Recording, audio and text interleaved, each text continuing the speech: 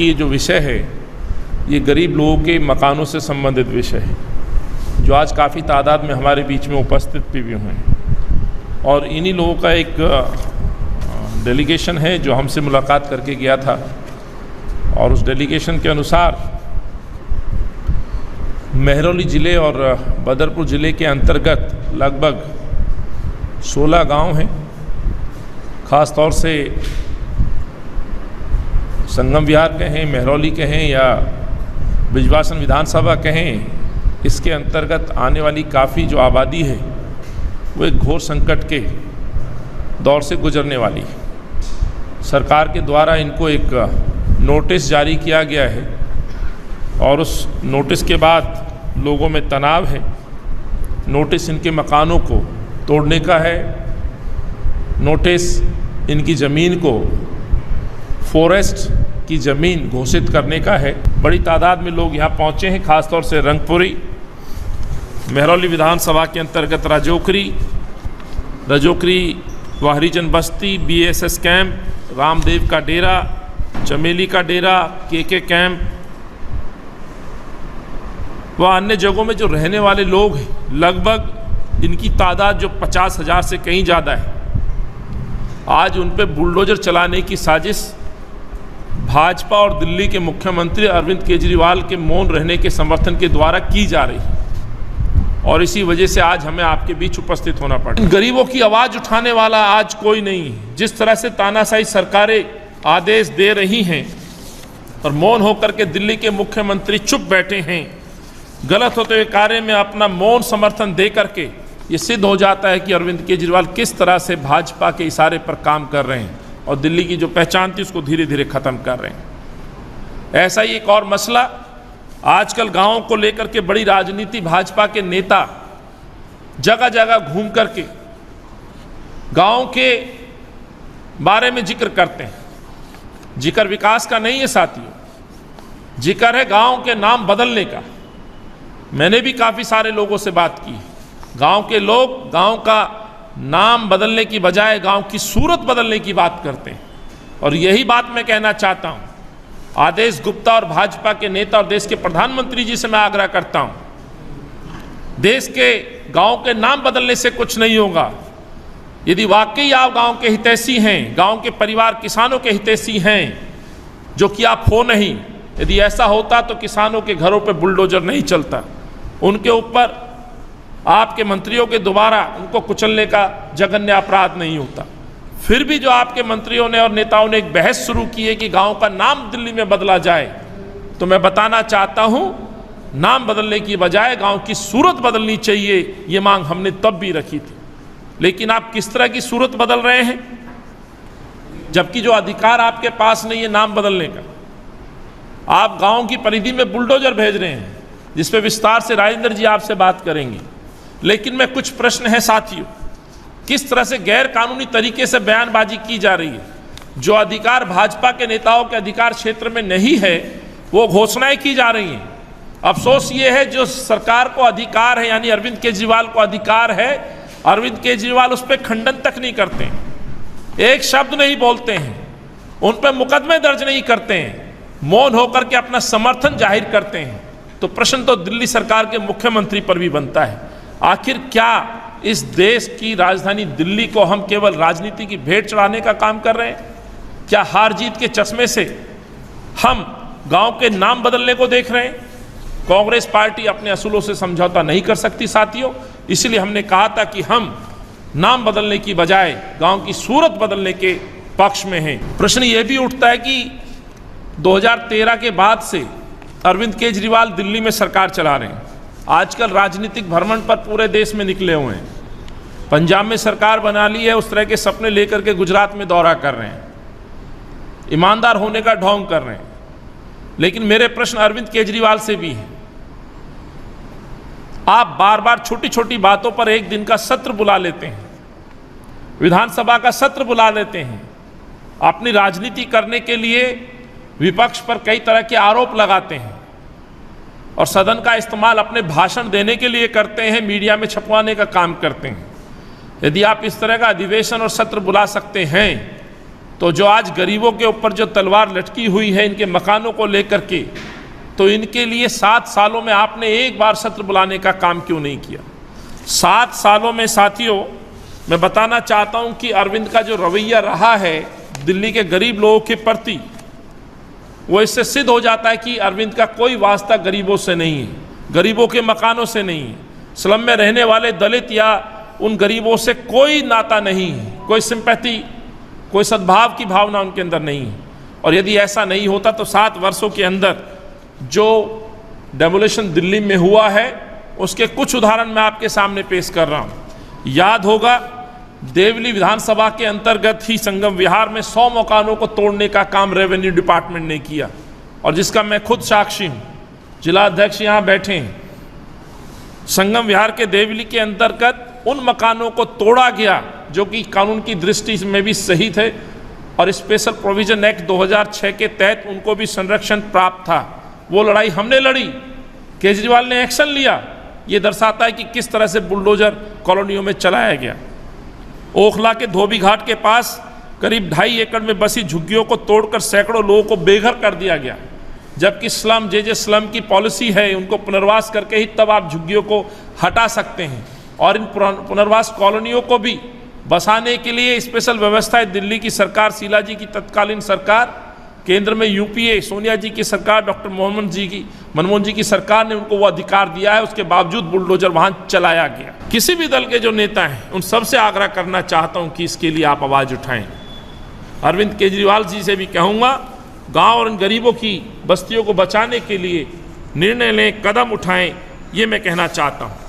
साथियों, इस गांव के तहत जो सबसे बड़ा संकट आज खड़ा हुआ है, जिस तरह के सर्कुलर और नोटिस बांटे जा रहे हैं वन विभाग के द्वारा, उसमें से 16 गांव ऐसे हैं जिनके ऊपर सीधी तलवार लटकी हुई है, और इन गांव से जो लगी हुई जुड़ी हुई जो आबादी है, जिन क्लस्टर और कैंप कॉलोनी का मैंने जिक्र किया है, ये वो गांव हैं जिसमें बुलडोजर चलने की पूरी तरह से साजिश केजरीवाल सरकार और भाजपा ने रच दी। उत्पीड़न किया जा रहा है, भ्रष्टाचार किया जा रहा है, बुलडोजर के नाम पर खौफ पैदा करके वहां से पैसे की उगाही की जा रही है। गरीब बस्तियों में गरीब लोगों के आशियाने को तोड़ने का जो डर दिखाया जा रहा है, ना केवल मकान तोड़े जा रहे हैं बल्कि नोटिस बांट करके वहां इलीगल तरीके से पैसा उगाही करने का भी काम कर्मचारियों के द्वारा किया जा रहा है। भ्रष्ट कर्मचारियों के द्वारा उनका उत्पीड़न किया जा रहा है। इसीलिए हमारी मांग है उत्पीड़न बंद किया जाए। इनके जो गले पे तलवार, जो खतरे की, इनके मकान तोड़ने की जो तलवार इनके गले पे लटकाई हुई है, उसके लिए कांग्रेस के दिल्ली के स्पेशल प्रोविजन एक्ट 2006 की तर्ज पर कानून बनाया जाए। आदर्श गांव का नारा दिया था देश के प्रधानमंत्री ने, सांसदों ने गांव को गोद लिया था। मुझे याद है मेरे जिले के अंदर चिल्ला गांव को गोद लिया था, उस समय तत्कालीन सांसद थे महेश गिरी साहब। वैसे ही सरोजनी नगर आदर्श गांव बनाने का निर्णय लिया था मीनाक्षी लेखी ने। वैसे ही परवेश वर्मा जी से लेकर के दूसरे सांसदों ने एक गांव को गोद लिया था। गांव आदर्श तो नहीं बन पाए साथियों, गांव की और बुरी स्थिति हो गई। इसलिए गांव की सूरत बदलनी है। स्वतंत्रता सेनानी हो, अपने क्षेत्र में उपलब्धि प्राप्त लोगों को अपने उनके नाम को प्रयोग करके आप कहीं ना कहीं गुमराह करने की कोशिश करते हो। वाकई सूरत बदलनी है तो नई इमारतों के नाम रखेंगे तो हमें खुशी होगी। नए पार्कों का निर्माण किया जाए, खेल के मैदान बनाए जाएं, कम्युनिटी सेंटर बनाए जाएं, सांस्कृतिक केंद्र बनाए जाएं। उन केंद्र, खेल के मैदान, अस्पताल, डिस्पेंसरी या अन्य वो इमारतें, कॉलेज हों, स्कूल हों, उन नामों को उन तमाम योद्धा और महान विभूतियों के नाम से रखा जाए जो शायद आवश्यक भी है।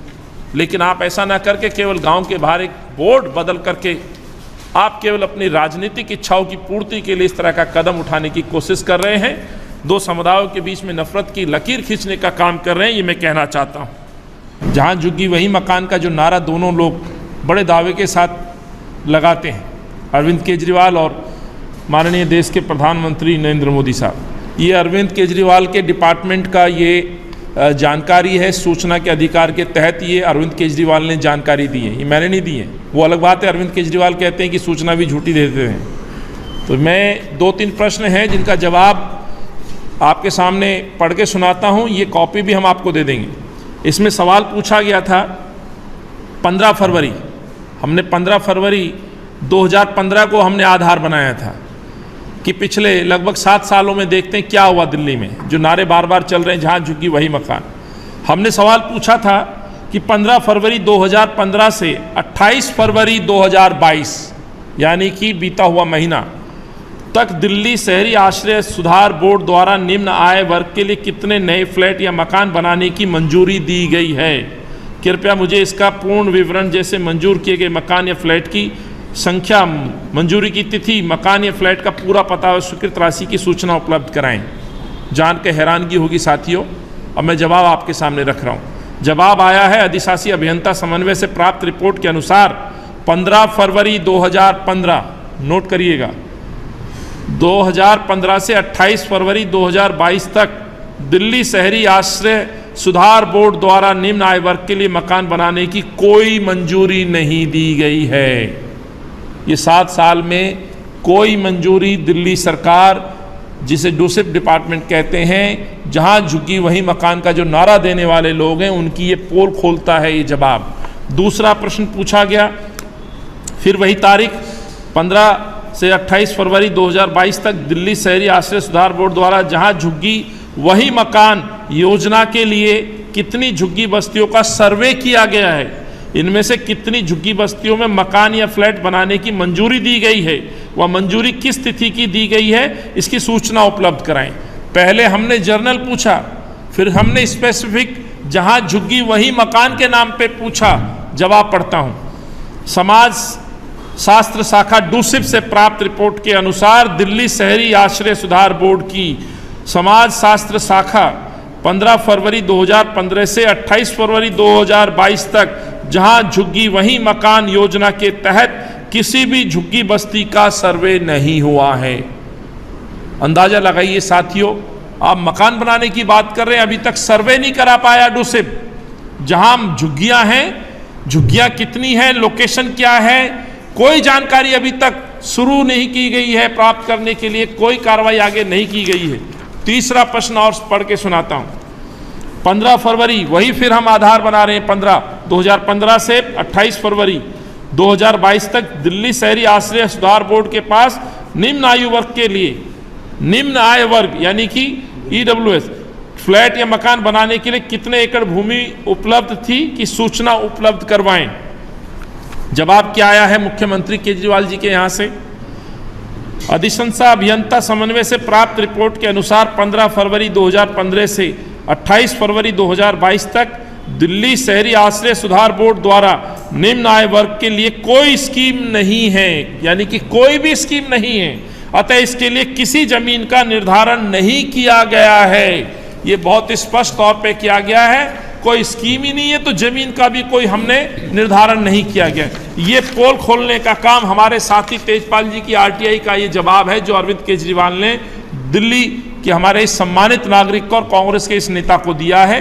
तो ये जो हमने सच दिखाया है, ये सच है उस झूठ का जो लगातार अरविंद केजरीवाल लगातार बोल रहे हैं, गरीबों को गुमराह कर रहे हैं। और जो आज तलवार लटकी है मेहरौली बिजवासन के उन स्लम एरिया में, दलित बस्तियों में, वो आबादी जो अल्पसंख्यक लोगों की जो कॉलोनियां हैं, उनके मकानों पर जिस तरह से बुलडोजर भेजने का काम किया है, इन मकानों को बचाया जा सकता है साथियों, और बचाया जा सकता था।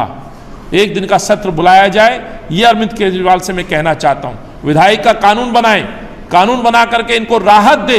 पूर्व की भांति जो कांग्रेस ने 2006 में दिल्ली स्पेशल अधिनियम एक्ट के द्वारा जो बचाव किया था, उसी के तहत इन गरीबों को, मकानों को बचाया जाए।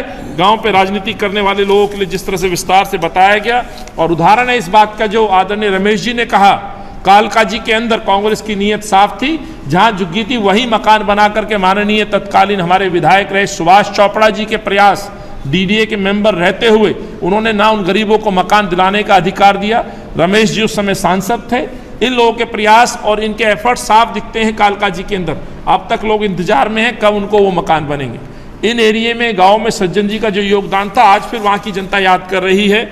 माननीय लोचब जी ने जो बात कही है, आखिर इस ये जो आदेश आए इसके जिम्मेवार कौन है? 94 में जो भाजपा के कृतज्ञ हैं वो आज दिखने लगे हैं। जो भाजपा के तत्कालीन नेता मदन लाल खुराना और साहिब सिंह वर्मा जी जब मुख्यमंत्री हुआ करते थे, उनके एक आदेश ने, उनकी अपनी हठधर्मिता, अपनी लड़ाई ने वहां के लोगों के ऊपर ये तलवार लटकाने का काम किया। तो इसको सुधार करने का भी अधिकार आज भाजपा के हाथ में है, वो भी इनको बचाव और इनका बचाव कर सकते हैं, लेकिन ऐसा ना करके बुलडोजर भेजने की राजनीति ये लोग कर रहे हैं। तो मैं कहना चाहता हूं, कांग्रेस पार्टी बाध्य है। राहुल गांधी जी उदाहरण इस बात का कि जब जब गरीब पर कोई आपदा आएगी तो राहुल गांधी जी वहां खड़े होते हैं, कांग्रेस वहां खड़ी होती है। और आज इस मंच से, इस प्रेस वार्ता से मैं दोनों सरकारों को कहना चाहता हूं, किसी एक गरीब की ईंट को हम हिलने नहीं देंगे, किसी एक गरीब के मकान को हम टूटने नहीं देंगे, किसी गांव की, किसी भी गांव से जुड़े हुए एरिया, जो गांव के किसान का जो खेत है या जमीन है, उसको उजड़ने नहीं देंगे। इसके लिए कांग्रेस पार्टी कानून से लेकर के सड़क तक आंदोलन करेगी और इसके लिए जल्द एक समिति का गठन करके हम इस आंदोलन को जन आंदोलन के रूप में परिवर्तित करके इस लड़ाई को हम लड़ने का काम करेंगे।